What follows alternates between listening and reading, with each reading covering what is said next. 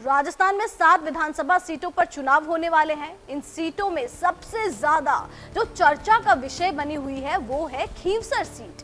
इस सीट पर मुकाबला त्रिकोणीय होने वाला है क्योंकि यहां से बीजेपी और कांग्रेस ने अपने प्रत्याशी उतारे हैं और आरएलपी के हनुमान बेनीवाल की तो ये परंपरागत सीट है। पिछली बार भी बीजेपी के प्रत्याशी को आरएलपी ने बहुत कम वोटों के अंतर से हराया था। ऐसे में देखना होगा कि क्या बेनीवाल अपना सियासी गढ़ बचा पाते हैं या फिर बीजेपी इस सीट पर अपना कमल खिलाकर छू मंतर हो जाएगी।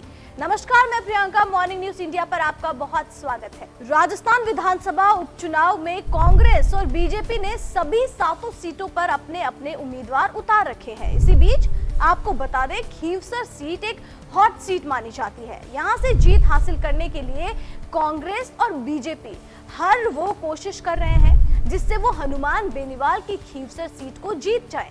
अब खींवसर सीट पर हार जीत से कांग्रेस और बीजेपी की सेहत पर भले ही कोई असर ना पड़े, लेकिन अगर हनुमान बेनीवाल यहाँ पर हार गए तो उनका सियासी वजूद मिट्टी में मिल जाएगा। इसलिए बेनीवाल साम दाम दंड भेद से अपने सियासी वजूद को बचाए रखना चाहते हैं। आपको बता दें, 2023 में आरएलपी महज एक सीट राजस्थान में खींवसर जीती थी, जहां से हनुमान बेनीवाल विधायक चुने गए थे। उपचुनाव में बेनीवाल ने खींवसर सीट से अपने सबसे भरोसेमंद राजनीतिक घोड़े पर दांव लगाया और अपनी पत्नी कनिका बेनीवाल को मैदान में उतार दिया, क्योंकि बेनीवाल को किसी भी तरह का कोई रिस्क नहीं लेना था। अब ऐसे में आपको बता दें कि कांग्रेस और बीजेपी ने भी अपने हुकुम के इक्को पर पासा खेला है, जिसके बाद अब खींवसर सीट पर मुकाबला त्रिकोणीय बन गया है। उसी के साथ अब जो उपचुनाव में असल का इम्तिहान होना है वो हनुमान बेनीवाल का ही होना है, क्योंकि उनको न सिर्फ जीत दायर करनी है बल्कि उसके साथ ही अपने प्रतिष्ठा बचाने का भी उन पर प्रेशर आ गया है। 2024 के लोकसभा चुनाव में कांग्रेस के साथ मिलकर लड़ने वाले हनुमान बेनीवाल उपचुनाव के सियासी मंदधार में अकेले पड़ गए हैं। कांग्रेस ने खींवसर विधानसभा सीट पर डॉक्टर रतन चौधरी को उतारा है तो बीजेपी ने रेवतराम डांगा पर दांव खेला है। ऐसे में हनुमान बेनीवाल अपनी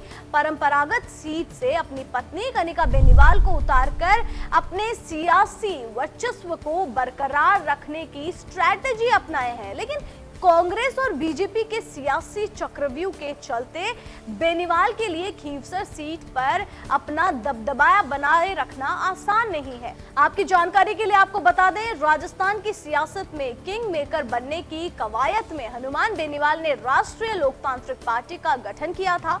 बेनीवाल ने अपने पहले ही चुनाव में 3 सीटें 2018 में जीतने में कामयाब रहे थे, लेकिन 5 साल में आरएलपी का सियासी रंग फीका पड़ गया। 2023 के विधानसभा चुनाव में खींवसर सीट ही आरएलपी जीत सकी थी, जो हनुमान बेनीवाल के खुद चुनाव लड़ने के चलते जीती थी।